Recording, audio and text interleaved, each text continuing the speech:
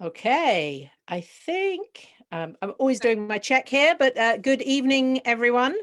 Thank you for joining us. Apologies if some of you were expecting us at 5. We had a little snafu with time zones. I got a little bit confused.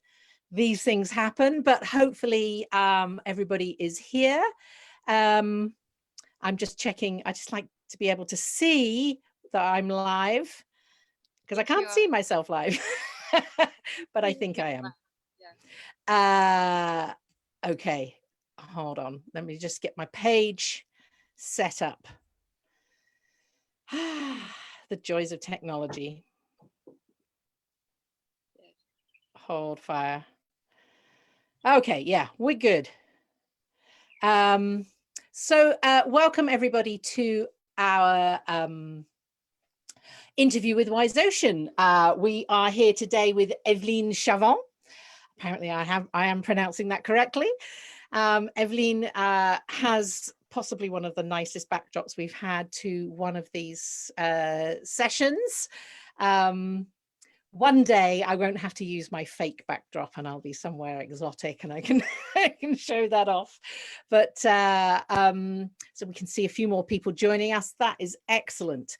So if you've not been to one of our interviews before, these complement our 100 and I need to count them. I think we're heading towards 170 plus interviews that we have on our website in text form. And we are now doing these over here on Facebook Live, where we want to share the advice and the experience of a whole range of people working in marine conservation, marine science, whatever you want to call it.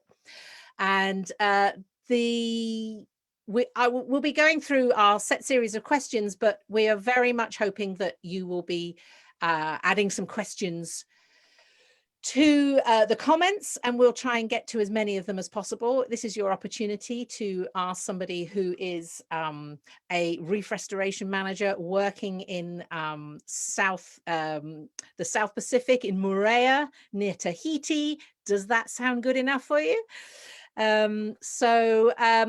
Evelyne has spent 11 years working in the Maldives. She's been a dive instructor. She's worked in fisheries. She's worked pretty much doing quite a lot of all sorts of different things. She now finds herself working for Coral Gardeners and is heading up their reef restoration project there, and she'll give you some more information about that shortly. So yeah, in fact, welcome Evelyne. Thank you very much for coming today. Well, thank you, Charlotte. Yeah, it's a pleasure for you. It's a bit early, so that's why there's not much light today. We should say, yes, it's 7 a.m. where you are? Yes. Okay, well, we thank you very much for coming so early, although you were telling me that the entire population there gets up at about 4 o'clock in the morning. Yes. It's not that early, actually. So yeah, an early rising nation, perhaps. Yes, I thought it might be helpful for our listeners if you just tell them a little bit about how you came to do all of these amazing things, what your journey was. People probably can tell that you're French. Our first French guest that we've had as well, so that's fantastic. So yeah, if you could just tell everybody a little bit about who you are, what you do, and how you got there, that would be fantastic. Yeah, so well, as you said, I'm French. I'm coming from a small town in the southwest of France. And then I always loved the sea, so I wanted to study it. So I went to Marseille, did a master in oceanography and marine biology, and then another one in Montpellier for fish farming. And then I moved to I found a place as a volunteer in Bora Bora in a small fish farm to collect post-larvae, fish post-larvae for the aquarium trade. So I stayed there like a couple of months, and then I found a job in the Maldives, working for a 4-season resort as a fish manager also, so taking care of the fish tank, and that's where I learned all about coral restoration. And I stayed there 11 years. 11 years. Yeah, not on the same resorts. A bit everywhere. I did 6 or 7 resorts, and always like doing some coral restoration around the resort, because they tend to a bit destroy the place when they're building it. So it's nice to recover it, rehabilitate it. So there I learned like 2 different techniques. One with the coral frame, so we just make like an artificial reef with corals that we attach on the frame, or another one with a nursery phase and we cement back the coral on the reef, so it looks a bit natural. And then I left there after 11 years, and I arrived here in Coral Gardeners to do the same in Montpellier and hopefully somewhere else in the world.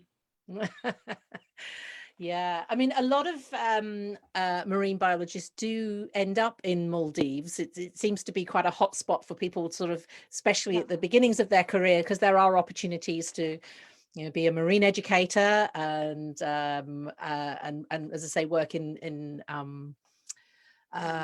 reef restoration.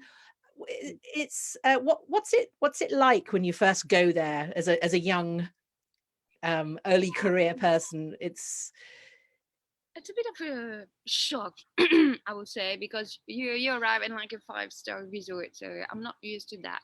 So I have to. They're quite amazing, aren't they? It's paradise on earth, so it's just like, whoa, I'm working in paradise. And they're just beautiful, and I don't know, it's another way of life. And other people, I've met people from all around the world, staff wise and guest wise. I don't know, there were always like about 30 nationality in the resort working, so it's amazing how we can see people, and now I have friends everywhere on earth. Yeah, absolutely. I have to agree, because the same thing happened for me. I was working in Seychelles, and you meet all the people working at Four Seasons or wherever you are, and then of course they all move on and they've all gone all off around the world, and now it's like, oh, I have a friend, and they're often in really lovely places as well. So it's and yeah, and just to meet that, just to live and work with so many nationalities is really it's a fantastic thing to do. I think everybody should do something like that at some point. It just is a really fantastic opportunity for all kinds of reasons. Yeah, definitely. So now you're in Morea. So for people who don't know where that is, give us a little mini geography lesson down there in the South Pacific. So if you look at the South Pacific and you look at the middle of the South Pacific, is somewhere down there. It belonged to French Polynesia, so that have like 112 islands, I think, with 5 archipelagos. So in the societies archipelagos with Tahiti, Morea, Bora Bora, you may know. Bora Bora is about 180 kilometers away from here. But Tahiti is half an hour by ferry, so not it's too pretty close. Yeah. Okay. And then the Tuamotus, which are atoll, so it's not island like here with old volcanoes. It's like atolls. So yeah, there's all different kind of islands here. Yeah, that your background seems very typical of all the images I've seen. Oh, here we go. There we go. Lovely. A little palm tree. Excellent. Full jealousy. So now, so you're working with coral gardeners.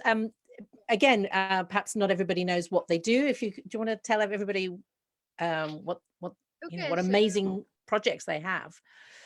Yeah, we do have an amazing project. So the aim is to restore the reef and to help the reef until they no longer need us. So yeah, that's a big plan. That's a great mission. Yes. So we're restoring the reef. So we're trying like some different technique. Wants to have like coral. So we tend to take like really big colonies of corals. And that we think they're resilient because they're so big, so they most probably they've survived this long. Yeah. So that's good. and we pick up like about maximum 10% of fragment from these small colonies, put them in a nursery. So we have some ropes, some trees, and table for micro fragment. And then we wait about a year, and then we keep them in the nursery actually, and we cut. So they once after a year they're about that big, and we cut them, and we put this fragment and we cement them back on the reef. So that's one of our missions. So it's to restore the reef, actually physically doing it. The second one is awareness. So we love to talk. And we love to explain the reef and how important it is, and why we should save it, and why we should take care of it and not destroy it. And well, we're a marine. We're all about the marine education here at WiseOceans. So absolutely, you can't do one without the other. Correct. Can do. And the third one, we're trying with innovation. So we have a bunch of people. We're trying to with artificial intelligence maybe to find a way that to monitor the reef easier for us, and so it could be easier for everybody, like to find a faster way. So yeah, that's the three main part of coral gardening.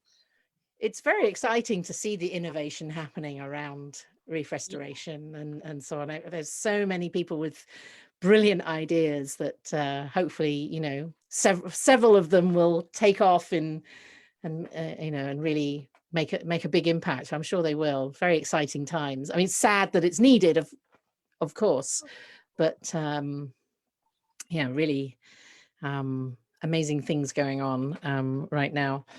So your role, let me get this right, Reef Restoration Manager. Right. So what does that mean? If any, you know, that perhaps there might be people watching who are thinking, well, that's the kind of thing I'd like to do. What kind of things do you get to do when you're a Reef Restoration Manager? I'm in the water every day almost. Or Oh, so. that's terrible. Horrible. Yeah, I know. That's horrible. Oh, that sounds fantastic.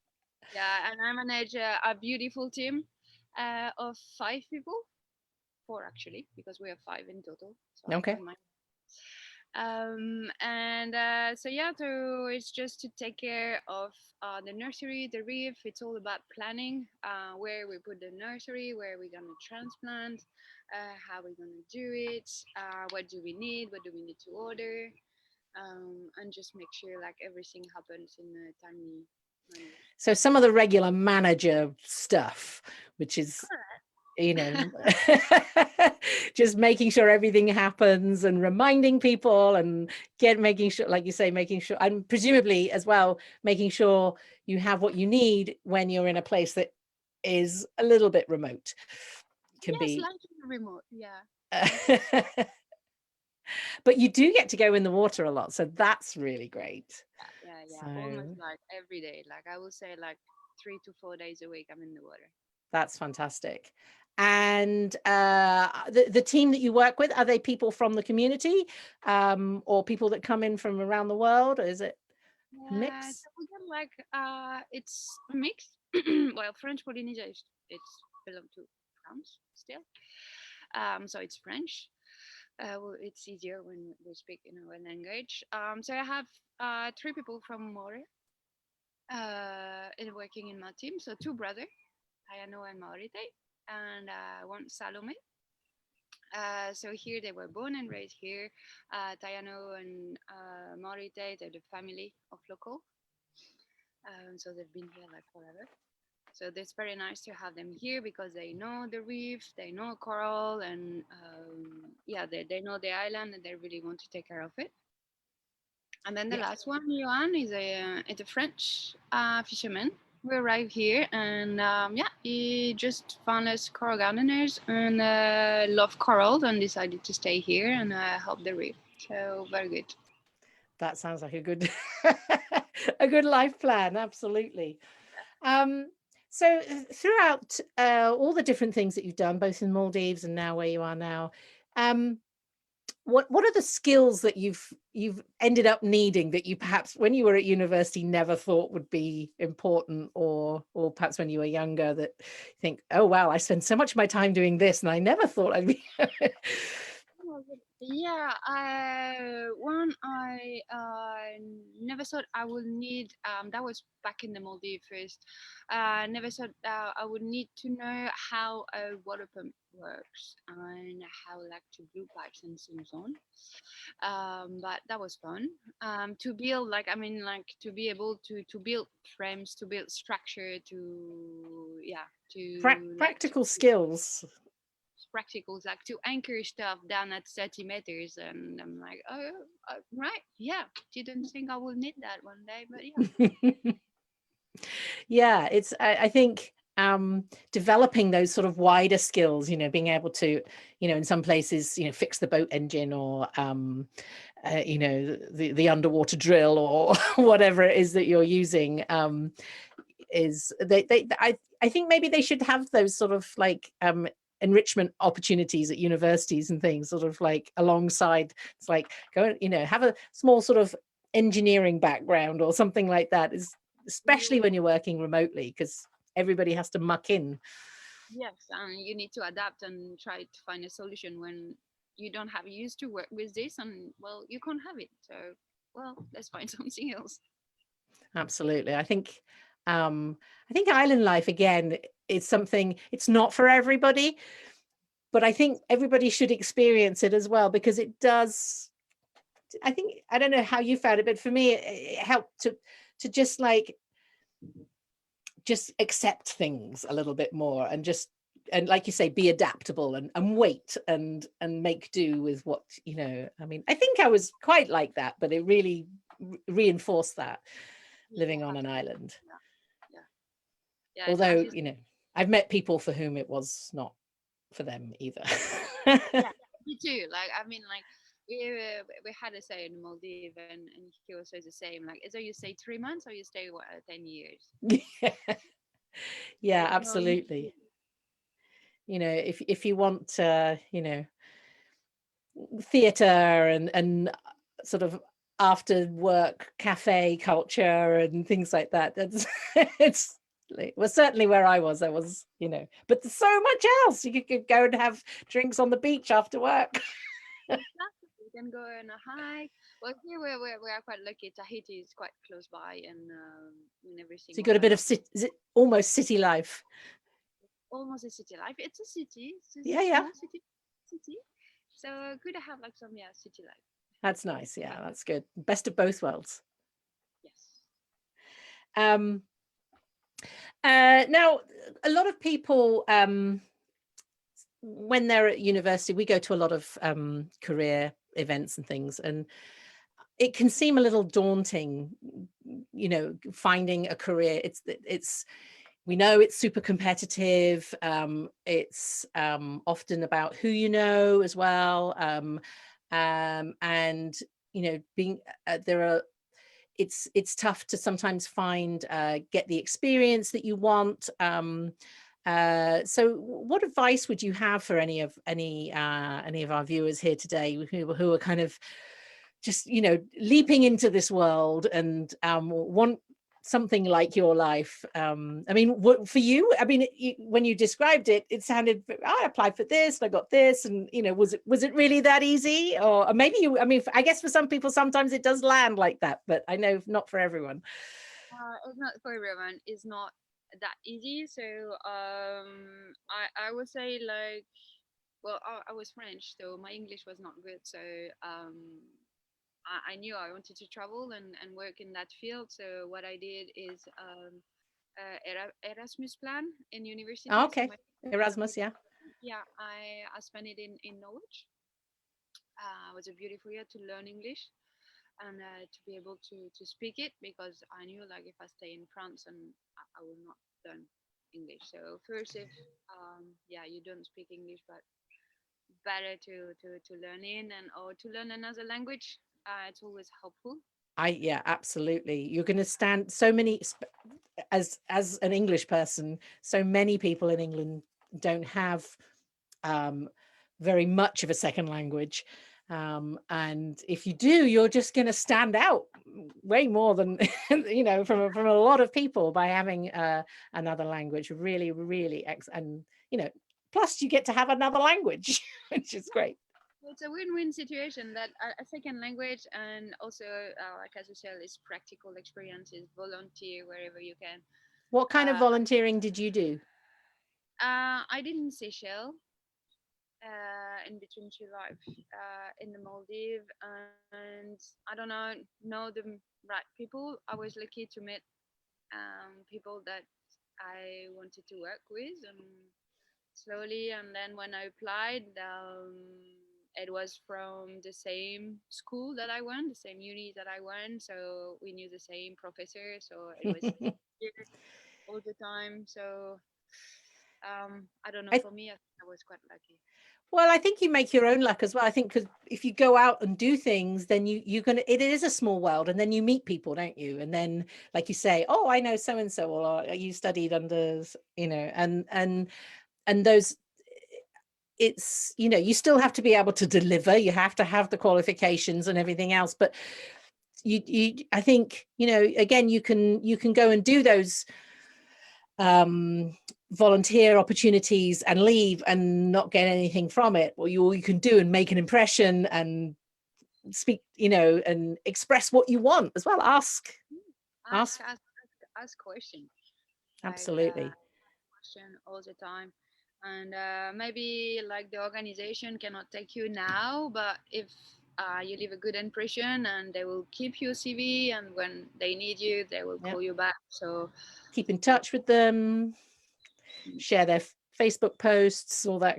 It all helps. Absolutely.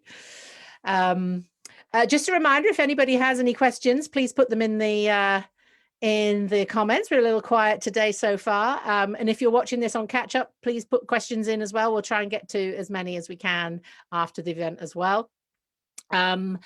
So I'm kind of coming on to our final few questions here, Evelyne. And I'm already quite curious about what your answers might be for some of these, because I think you're going to have quite a few to choose from. So my first one is what's your favorite marine creature and why? Is it even possible? Is it even that's actually a super tough question. But yeah, I would say it's corals in general. Well, yeah, I mean, they're so awesome. They're like awesome. They're magical. They are like part animal, part plant, part minerals. They change color. They change form wherever they are. It's super hard to identify them. It's right. They all make like different shape, different colors. That makes the thing very interesting, because depending on where they are and what they will be planted, they will have like a complete different shape and attract different marine life. Maybe that will just be brilliant. Yeah, I know. I'm totally with you. I mean, quite a number of us on Team WiseOceans are coral nerds. And it's pretty hard to come up with. I mean, I don't know. Yeah, blue whales and whale sharks and mantas, they are awesome, but like corals are just. Yeah, I'm with you. Anybody else love corals? Let us know. Tell us your coral love. Favorite coral, then. Favorite coral species for the nerds. Yes. What would you pick? Me? Here, I think in Moria, my favorite one is the pavona cactus, because this kind of pavona is like a leaf. It looks like a lettuce salad. Oh, I know. Yeah, like a sort of folios. Yes, it's a folios one. So, and it's a bifacial folios. So it's on both sides. Lovely. Yeah, it's super beautiful. I know. And very fragile, I just love them. Yeah. Sorry, I've just gone off into a coral reverie, remembering days of coral spots and they're so amazing. Okay, moving on, Charlotte. Yeah, that's So good. my final question is, what's your most unforgettable moment in the sea? You must have had quite a few. I might even allow you two if you. Okay, I had to. Well, one was just amazing day. That was back in the Maldives. Some went to battle. They will know there is a place called Hanifaru Bay. Ah, And yes. yeah, before all the first it was yeah, it's just we could be just 1 2 person. So we were like just a boat. Going out doing some research and identifying manta. So taking picture of the black spot under the belly of the manta. Mm-hmm. And we are like, okay, 1 manta, 2 manta, 10 manta, 20 manta, 50 manta, 100. Like we couldn't count them at the end. Oh my goodness. And we were getting slapped by the manta because it was too much because they were feeding there. That's a feeding and a cleaning station. And then there were like 3 whale shark. And you're like, okay. And then we went out of the bay because at the end of the day, and we saw hundreds of dolphins. Like, yes, Whoa, that's a good day. that was a good day. That's a good day. I mean, corals are great, but that's also really great. That's I never had it again. Oh, I had lots of manta. I had whale shark, but never like really in yeah, the all same. together. No, that's Yeah. fantastic. Oh, so Samantha Holly is also saying that she's a coral lover as well. Excellent. We love that. Yeah, that sounds like an amazing day. And I think it just, it goes to show that, you've presented a sort of a relaxed view of, I did this, but for sure you've worked really, really hard, and those days at resorts and those days doing research and in the water are really tough, but you get the payoff as well, don't you? That was a payoff because you work in resort. There is no practical day off, so you kind of work 7 days a week, 6 to 7 days a week. So quite for a long time, you have long hours. So basically in the water with guests, and then in the water to take care of corals and fish. And yeah, no, it's no, It's a it's great, I mean, it's a great way of getting experience though, isn't it? If you can get in, and again, in terms of getting those jobs, it's getting the experience in the first place and so on. But they are those resort jobs can provide you with a whole range of skills that you can to build and perhaps start to specialize in, that you can then maybe take forward in a more for some people might want to go on a more sort of science route out of it. Others might really go into the education route and so on. So yeah, really great opportunity, I think, to when you're working hard and working all those days, that means you're getting lots of experience, isn't it? Lots of yeah, opportunities and lots of different and, skills.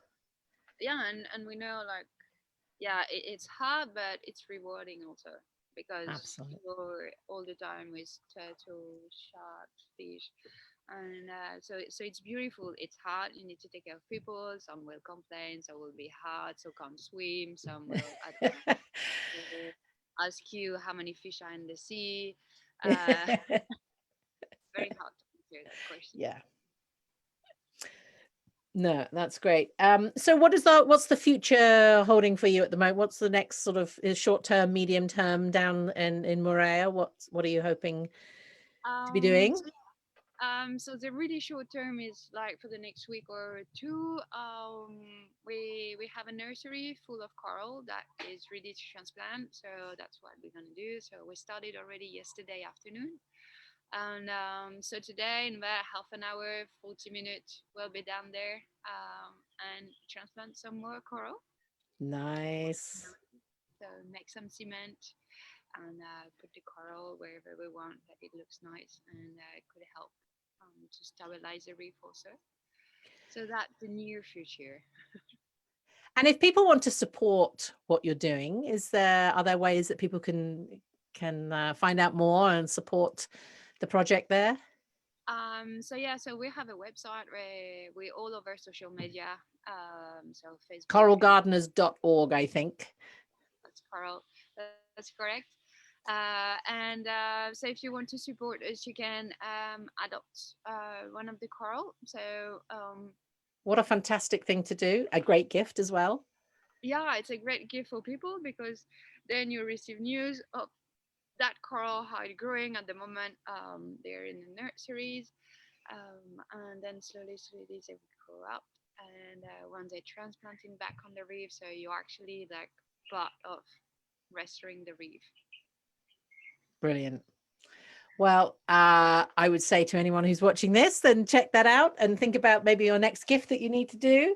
I hope that everyone has enjoyed that. If you want to find out more, we've got more videos on our video page here on Facebook, where you can see more of our interviews.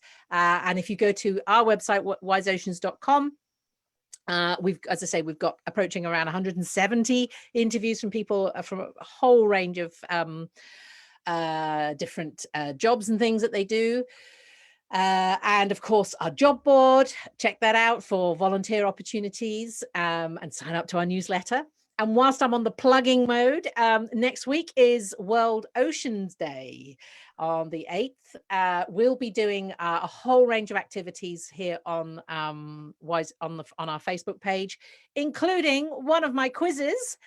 So family-friendly quiz. I think it's at 5:30 UK time. So come along and join. We had such fun last World Oceans Day on our quiz, so we're doing another one.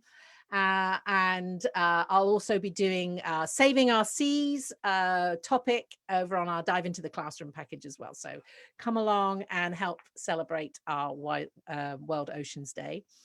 So thank you so much to Evelyne. Yeah, you're welcome. All the best. We wish you all the best, and say hello to all those lovely little corals.